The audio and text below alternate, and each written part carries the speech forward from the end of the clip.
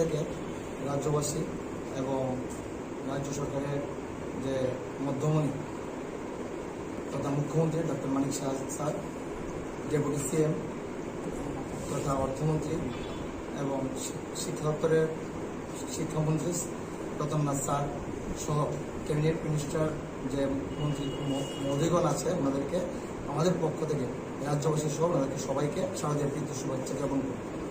আজকের এই সাংবাদিক সম্মেলন করার পেছনে যে তাৎপর্যটা হচ্ছে এটা যে 2021-এ পরীক্ষা হয়েছিল গত 26শে সেপ্টেম্বর টেট 1। তার পরীক্ষাতে এক বছর হয়ে গেছে। এক বছর হয়ে যাওয়ার পর দীর্ঘ সৌজন্যমূলক সাক্ষাৎকার, বিভিন্ন ধরনের ডেপুটেশন প্রদান, বিভিন্ন দপ্তরের মন্ত্রী মহোদয়কে এবং বিভিন্ন ধরনের আন্দোলন কর্মসূচির মাধ্যমে আমরা রাজ্যের মাননীয় মুখ্যমন্ত্রী সহ সকল ক্যাবিনেট মিনিস্টার থেকে আমরা একটা ঐতিহাসিক সিদ্ধান্ত বা যুগান্তর সিদ্ধান্ত উপনীত হয়েছি বা পেয়েছি রাজ্যবাসী সহকারে আমরা সবাই ক্যাডোত্তীর্ণ পক্ষরা। সিদ্ধান্তটা হচ্ছে এটা যে 2021 সনের যে 36-31 জন ক্যাট কোয়ালিফাইড ক্যান্ডিডেট আছে 3631, ওনাদের সবাইকে শিক্ষা দপ্তরে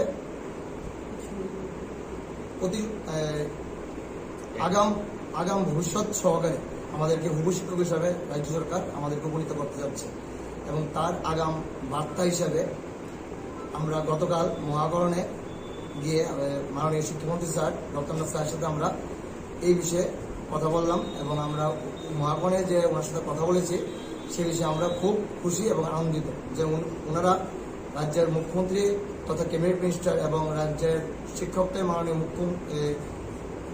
শিক্ষামন্ত্রী রতননাথ স্যার আমাদেরকে খুব খুশির বার্তা দিয়েছে যে আমরা আগাম কয়েকদিনের মধ্যে অক্টোবরের মধ্যে আমরা রাজ্যের শিক্ষকদের বিভিন্ন প্রাথমিক বিদ্যালয়গুলোতে আমরা হুবহু শিক্ষক যারা আছে তারা শিক্ষক রূপে উপনীত হতে যাচ্ছি। এবং তার সাথে একটা কথা বলে দিচ্ছি সবাইকে, আজকে যারা আমরা এই দ্বারগোড়ায় আছি ভাবী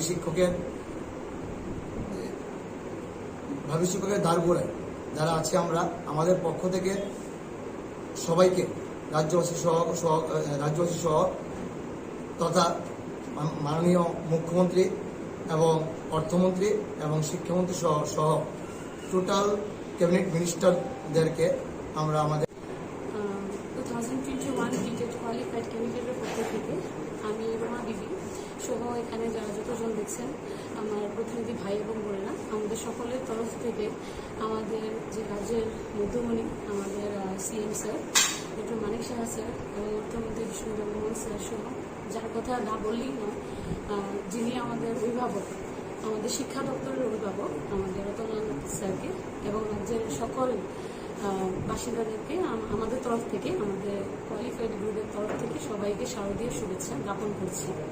আজকে আমাদের এখানে আসার একটাই মাত্র লক্ষ্য হচ্ছে আমাদের যে ত্রিপুরা সরকার আছেন, যাদের ছাড়া আমরা অ্যাকচুয়ালি কিছু নয়, ওনাদেরকে আমাদের অন্তঃস্থল থেকে ধন্যবাদ জ্ঞাপন করা।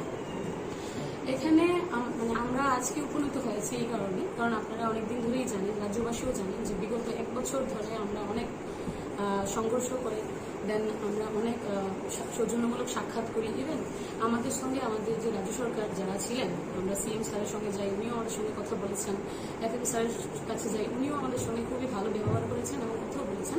দেন আমরা অনেকবারই যাই আমাদের এডুকেশন ডিপার্টমেন্ট যে হেড আমাদের রতননাথ স্যার, উনিও আমাদের সঙ্গে খুবই ভালো ব্যবহার করেছেন এবং এই ওনাদের কারণেই আমাদের স্যারের রতননাথ স্যারের কারণেই হয়তো আমরা আজকে এই অবস্থাতে উপনীত হয়েছি এবং ওনার কারণেই 3631 জন, এই টোটাল যে অনেকটা হিউজ একটা অ্যামাউন্ট, এটা কোনো সরকারই আজ পর্যন্ত করেনি।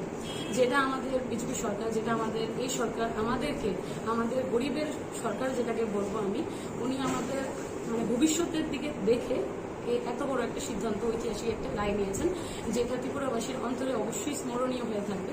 এবং বেসিক্যালি আমরা যারা এখানে বসেছি, আমাদেরকে তো ওনারা কি বলবো, আমাদের ধন্যবাদ জ্ঞাপন করার হয়তো আমি আমার দ্বারাতে আর হচ্ছে না বা আমি বলতে পারছি না, বাট আমরা এতই আপ্লুত যে ধন্যবাদ জ্ঞাপন করার আমাদের কাছে কোনো ভাষা নেই।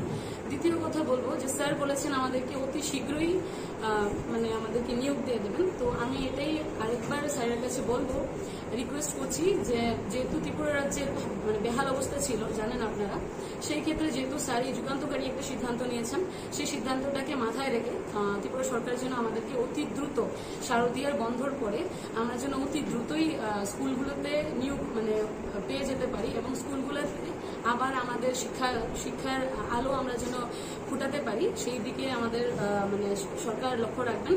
এবং লাস্টলি যেটা বলবো আমি সেটা হচ্ছে যে এই যে এই সরকার আমাদের দিকে তাকিয়েছেন, এটা অবিস্মরণীয় একটা পার্ট থাকবে হয়তো।